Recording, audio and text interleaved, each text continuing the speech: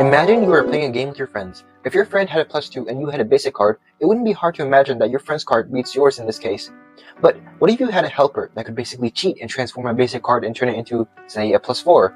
Now, anytime someone begins with a special +4 card, it could infect their cards and turn them into +4s too. This helper can not only infect boring cards into better ones, but also vice versa. This is the basis for gene drives.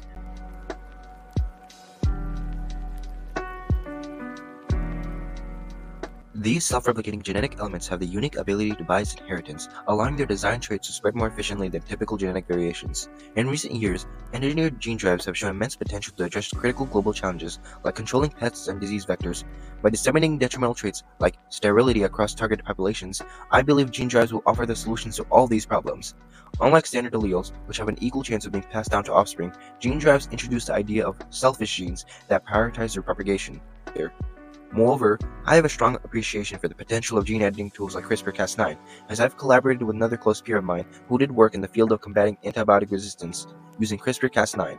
Lysogenic phages were engineered to target specific genes in antibiotic-resistant ESBL strains of E. coli, aiming to disrupt their resistance mechanisms and increase susceptibility to antibiotics. This experience made me see the broader potential for gene drives.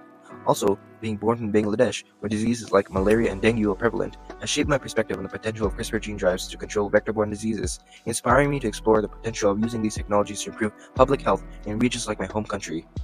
Initially controversial due to concerns about safety and non-therapeutic uses like designer babies, CRISPR is increasingly viewed positively in therapeutic contexts, especially for treating genetic diseases such as retinal dystrophy and sickle cell anemia.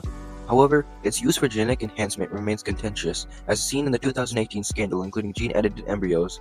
The success of CRISPR-based diagnostic tools like Detector and Vanguard, which accurately detect SARS-CoV-2 variants, has reshaped its image, boosting public confidence in the technology. This shift is further driven by CRISPR's recognized role in pandemic management, fostering broader public acceptance. As its safety and efficacy are proven over time, trust in CRISPR is expected to rise, with applications increasingly seen as beneficial. On the other hand, the potential risks of releasing genetically modified organisms into the wild, such as disrupting ecosystems or creating new harmful niches for pathogens, continue to raise concerns.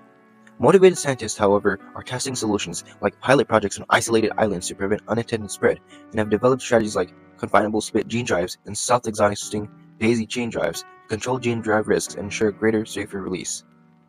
Gene drive technology shows the power of scientific innovation to address some of the most pressing challenges of our time. While they have sparked debates about the ethics and safety of genetic interventions, I think its potential to transform many fields remains undeniable. Sometimes it just goes to show that bending the rules can be excused for the greater good. Thank you.